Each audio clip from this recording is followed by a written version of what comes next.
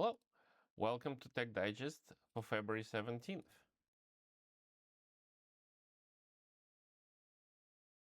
Kicking things off today, Anthropic has officially dropped Sonnet 4.6.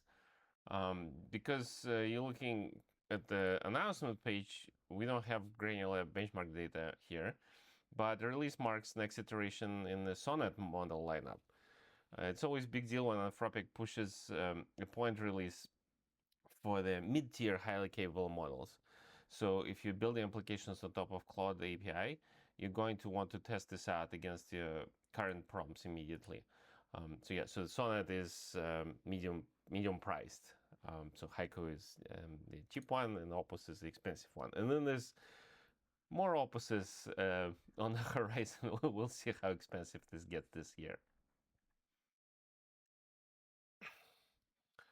Next, we have an update for your browser.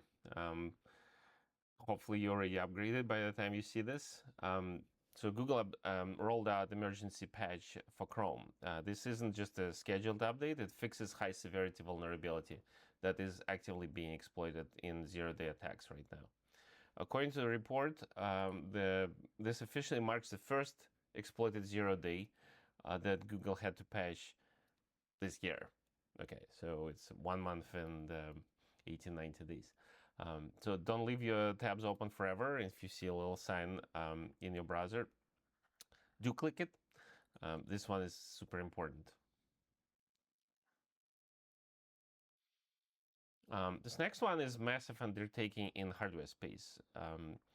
So this user released BarraCUDA.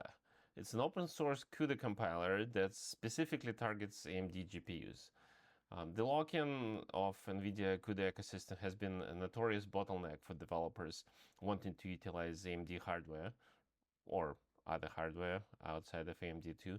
So by building a compiler to bridge that gap, this project is taking direct swing at one of the biggest walled gardens in the modern systems engineering and AI engineering also. And there's been a lot of attempts to try to also use AI to rewrite CUDA and make it more generic. So we'll see how this works. I want to check out what different people are doing based on this. Sticking with GPUs, the team here at Vectorware just published fascinating technical deep dive on bringing async await directly to GPU. So if you're familiar with async await in CPU programming, like in Go, it's not really called this, or definitely in JavaScript, TypeScript. So basically, this allows you to have concurrency without blocking your thread. Taking that exact concurrency model and mapping it into GPU architecture is a wild concept that could radically change how we write shaders or compute kernels. So if you're a systems programmer, it's a must-read. It's pretty interesting to see. Again, sticking with CUDA here.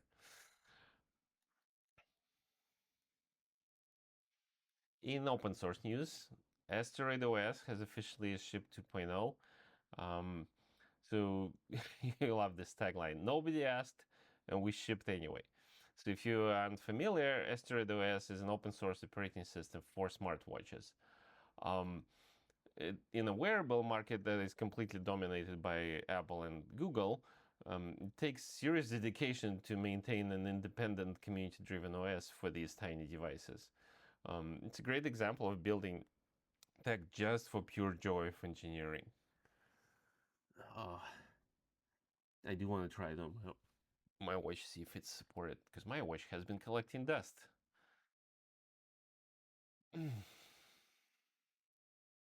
For backend developers out there, the official Go developer blog just published a guide on using Go Fix to modernize your Go code bases. So tech debt is silent killer for all good projects, and as programming languages evolve, older syntax gets left behind. So Go Fix command specifically designed to automate the process of updating old APIs, old API usage, and language features to the modern equivalents. It's a great reminder to leverage your native toolchains before manually refactoring or throwing all of your code at an agent. which I don't suggest that you do. It will get a little bit bogged down right now. Moving over to mechanical engineering, Kawasaki has just unveiled what they're claiming is world's first gas engine fueled by a 30% hydrogen blend. So while we see a lot of news about hydrogen fuel cells in electric motors, this is a breakthrough in the internal combustion. So running traditional combustion cycle on a mix that is nearly 1/3 hydrogen is incredibly difficult because of combustion temperatures and pressures. So pulling this off is a massive flex by Kawasaki's engineering team. Yeah, and this is something that probably happened a long time ago. People have been trying to stick hydrogen into regular combustion engines, definitely in racing. I remember more than 10 years ago. But yeah, the thermal here is very different compared to regular gas.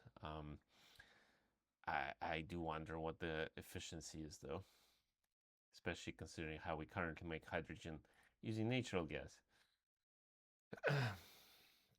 Okay, next we have massive supply chain security story. Researchers have discovered a highly sophisticated malware dubbed Keenadu. So, the terrifying part here is it isn't just what it does, but where it lives. It's embedded directly into the Android firmware on multiple device brands. So because it operates at the firmware level, it bypasses standard security models, allowing it to compromise all installed applications and gain unrestricted control over devices right through Google Play apps. And this is about as deep as system compromise can get. So yeah, so this is from Kaspersky. Of course, they test devices all day long. Let's see. Yeah. So there's an example of devices.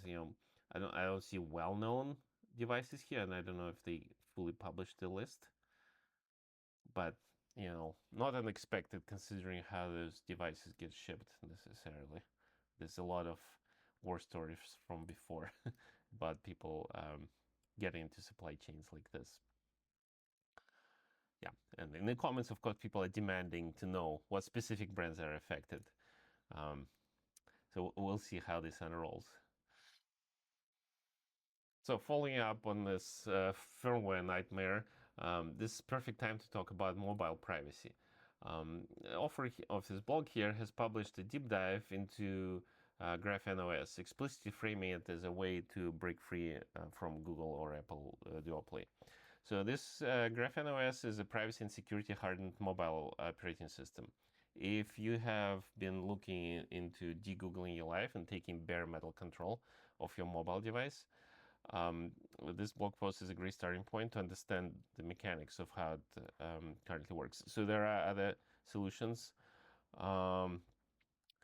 Again, we're going back to booting your custom Android on your devices. This has become nigh impossible, especially considering how Play Market forces you to use specific versions. Well, we'll see where it goes. I know Firefox has completely gave up on their mobile operating system, not based on Android.